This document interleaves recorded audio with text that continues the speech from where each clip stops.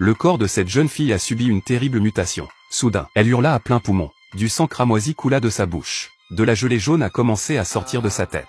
Le visage de la jeune fille s'est déformé. Ses bras et ses jambes se dilatent comme des ballons. Son corps devint de plus en plus gros. Ses jambes sont devenues de plus en plus épaisses. Elle ne peut plus que s'agenouiller sur le sol. La jeune fille continue d'enfler. Elle attire les élèves autour d'elle. Le professeur a dégainé une épée. Vise l'estomac. Un millier de gelées rouges ont jailli, remplissant la salle de classe. L'institutrice se rendit seule au sous-sol de l'école. Le plafond était couvert de monstres gélatineux. Elle se précipita et les attaqua avec son épée luminescente. Les monstres de gelée détruits se transformèrent en gelée colorée et perdirent la vie. 2 élèves avaient des intestins de porc qui leur poussaient derrière la tête.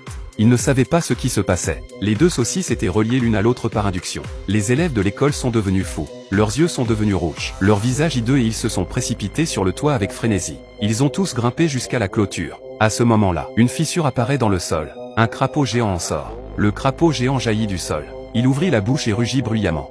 Un puissant courant d'air l'atteignit. Il aspire tout le monde dans sa bouche. Les élèves ne pouvaient pas résister, car il y avait un filet de fer pour les arrêter. Ils ne tombèrent donc pas dans la bouche du crapaud. Le professeur s'est précipité pour sauver les élèves un par un avec une épée fluorescente. À ce moment précis, le sol s'affaisse, laissant apparaître un énorme trou noir. Le professeur sort un fusil de chasse et vise les yeux du crapaud. Mais la peau du monstre est trop épaisse pour que l'énergie puisse l'atteindre. Le professeur est aspiré par les courants d'air du corps en vol stationnaire. Lorsque le professeur de gymnastique est arrivé à temps, il a été aspiré par les courants d'air du corps en vol stationnaire.